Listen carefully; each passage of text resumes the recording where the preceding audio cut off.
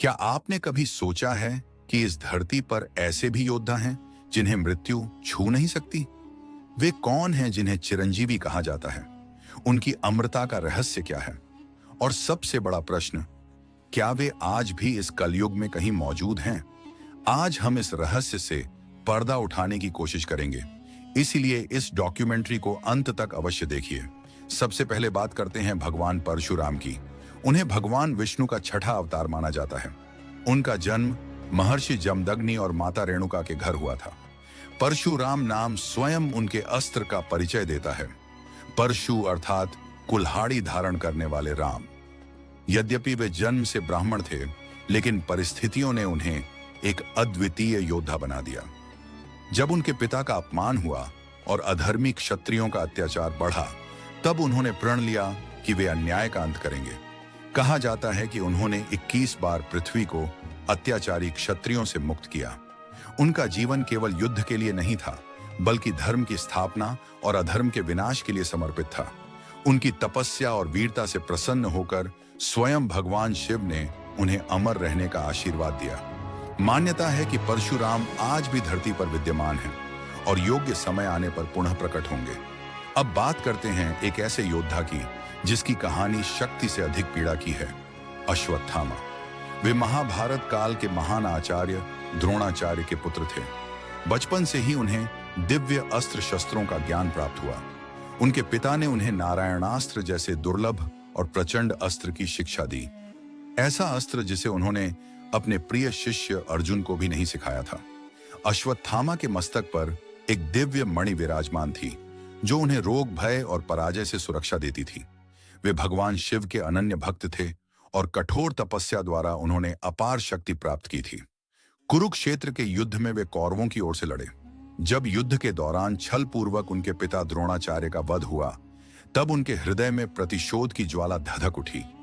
क्रोध में आकर उन्होंने नारायणास्त्र का प्रयोग किया। यह अस्त्र इतना भयानक था कि जो भी उसके सामने शस्त्र उठाता वह भस्म हो जाता। जितना उसका प्रतिकार किया जाता, उसकी शक्ति उतनी ही बढ़ती जाती। उस समय श्री कृष्ण ने पांडवों को समझाया कि इस अस्त्र से बचने का एकमात्र उपाय है पूर्ण समर्पण। सभी ने अपने हथियार त्याग दिए और शांत होकर खड़े हो गए। जैसे ही उन्होंने अहंकार छोड़ा, अस्त्र का प्रभाव समाप्त हो गया। लेकिन अश्वत्थामा की कहानी यहीं समाप्त नहीं होती। आगे चलकर उन्हें ऐसा श्राप मिला कि वे युगों युगों तक भटकते रहेंगे, जीवित परंतु पीड़ा में। कहा जाता है कि वे आज भी धरती पर कहीं विचरण कर रहे हैं। जब युद्ध भूमि में नारायणास्त्र प्रकट हुआ, तो उसके सामने टिक पाना किसी के लिए भी संभव नहीं था। उस समय श्री कृष्ण ने सबको स्पष्ट निर्देश दिया कि जो भी अपने अस्त्र शस्त्र त्याग कर शांत भाव से खड़ा रहेगा, वही सुरक्षित बचेगा। जिन्होंने उनकी बात मानी वे बच गए, परंतु जो योद्धा भय और क्रोध में भरकर उस दिव्य अस्त्र का प्रतिकार करने लगे, वे उसकी ज्वालाओं में भस्म हो गए। इस प्रकार श्री कृष्ण की दूरदर्शिता ने पांडवों और उनकी सेना को निश्चित विनाश से बचा लिया। युद्ध समाप्ति की ओर बढ़ा और अंतिम दिन दुर्योधन के पतन के साथ ही महाभारत का निर्णायक अध्याय पूरा हुआ।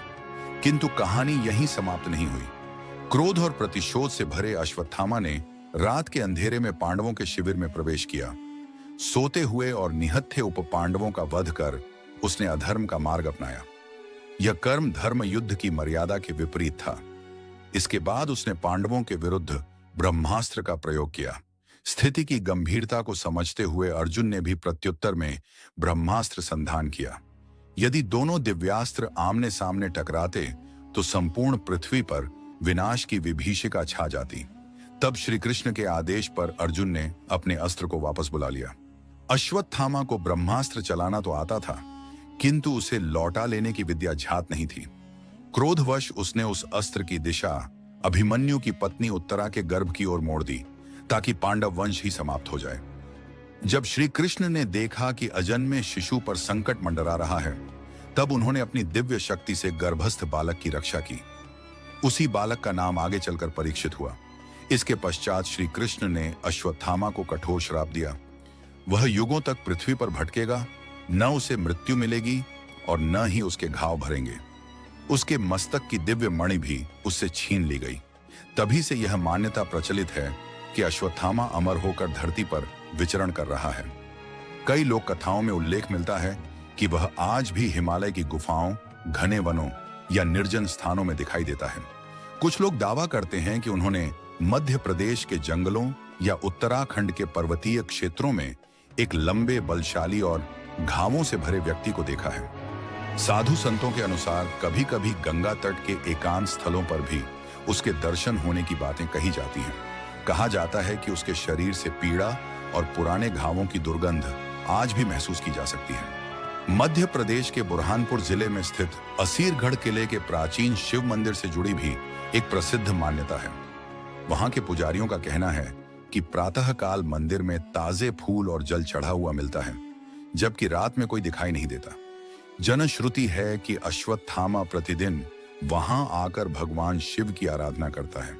यदि आपको यह प्रस्तुति रोचक लगी हो तो इसे अवश्य साझा करें और ऐसे ही पौराणिक प्रसंगों के लिए जुड़े रहें। तीसरे स्थान पर आते हैं कृपाचार्य।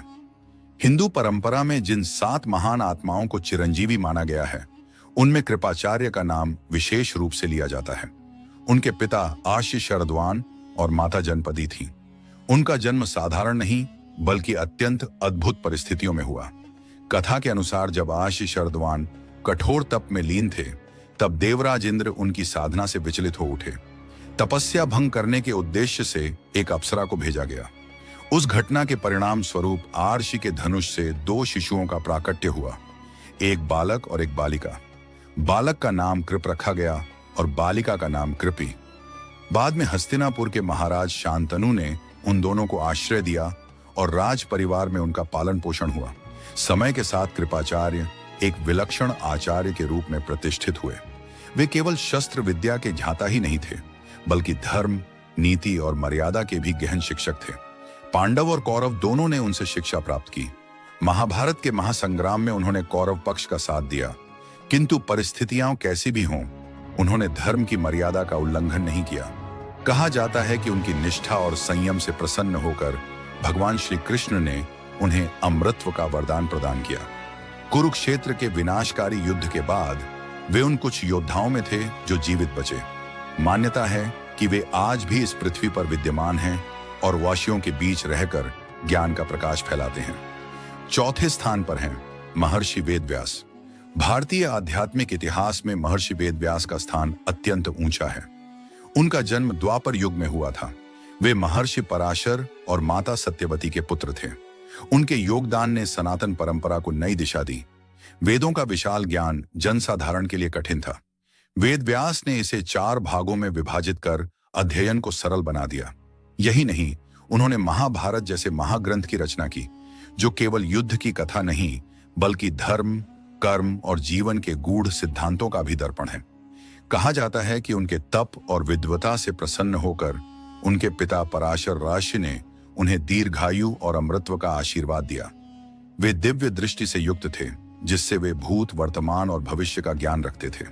इसी कारण वे केवल लेखक ही नहीं बल्कि युग द्रष्टा भी माने जाते हैं। 5वें स्थान पर हैं महान दानी राजा बलि। राजा बलि असुर वंश के होते हुए भी अत्यंत धर्मनिष्ठ और उदार शासक थे। वे भक्त प्रहलाद के वंशज थे और अपनी वीरता तथा तप के बल पर तीनों लोकों पर अधिकार स्थापित कर चुके थे। यहां तक कि इंद्रलोक भी उनके अधीन आ गया था। देवताओं के लिए यह स्थिति चिंता का कारण बनी। उन्होंने भगवान विष्णु से सहायता की प्रार्थना की। तब विष्णु ने वामन अवतार धारण किया। एक बौने ब्राह्मण के रूप में वे बलि के यज्ञ मंडप में पहुंचे।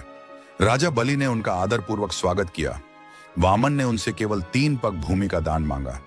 दानवीर बलि ने बिना संकोच यह वचन दे दिया। तभी उनके गुरु शुक्राचार्य ने उन्हें सावधान किया कि यह कोई साधारण ब्राह्मण नहीं, स्वयं विष्णु हैं जो उनकी शक्ति को सीमित करने आए हैं।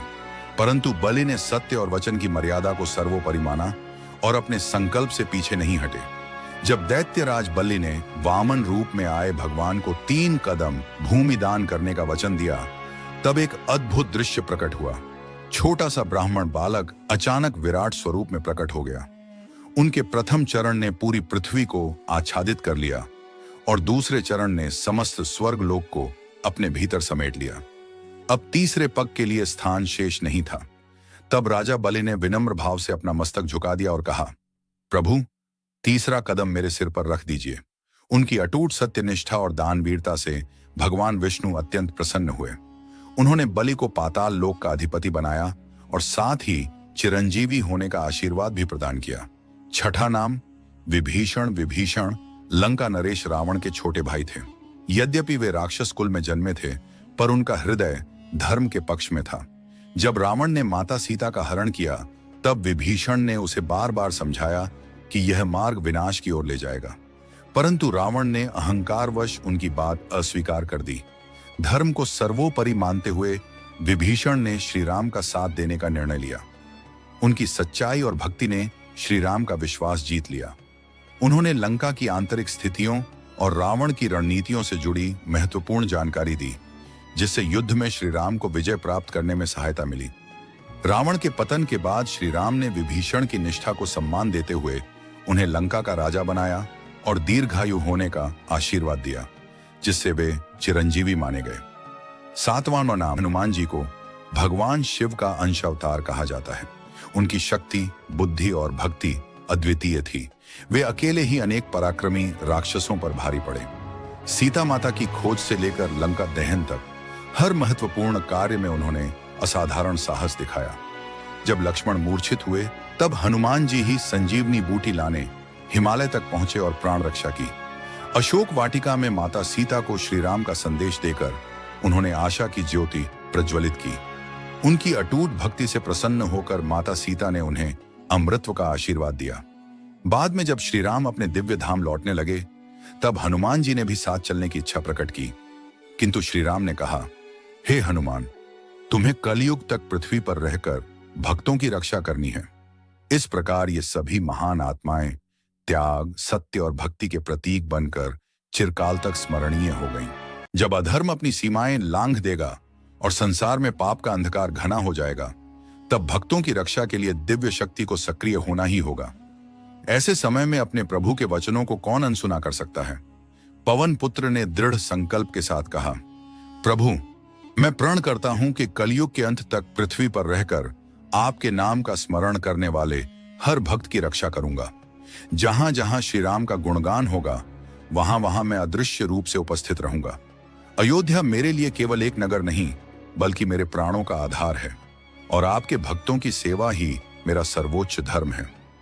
मान्यता है कि वे हिमालय की दिव्य श्रेणियों में स्थित गंधमादन पर्वत पर तप में लीन रहते हैं, किंतु जैसे ही कहीं राम नाम की ध्वनि उठती है, वे तुरंत वहां पहुंचकर अपने भक्तों की सहायता करते हैं। कलयुग के अंतिम चरण में जब अन्याय और अत्याचार अपने चरम पर पहुंचेंगे, तब कल की अवतार लेकर धर्म की पुनः स्थापना करेंगे। उस समय सातों चिरंजीवी भी उनके साथ खड़े होकर अधर्म के प्रतीक कली पुरुष के विनाश में सहयोग देंगे। आज का समय ऐसा है जब अनेक लोग सनातन परंपरा के मूल ज्ञान से दूर होते जा रहे हैं। इसलिए हमारा प्रयास है कि इस प्राचीन और दिव्य ज्ञान को अधिक से अधिक लोगों तक पहुंचाया जाए। यदि आप भी धर्म और संस्कृति के प्रसार में सहभागी बनना चाहते हैं, तो हमारे साथ जुड़ें। चैनल को सब्सक्राइब करें ताकि ऐसी प्रेरणादायक कथाएं और आध्यात्मिक जानकारियां आप तक निरंतर पहुंचती रहें। कमेंट में जय बजरंगबली अवश्य लिखें ताकि हनुमान जी की कृपा आप और आपके परिवार पर सदैव बनी रहे।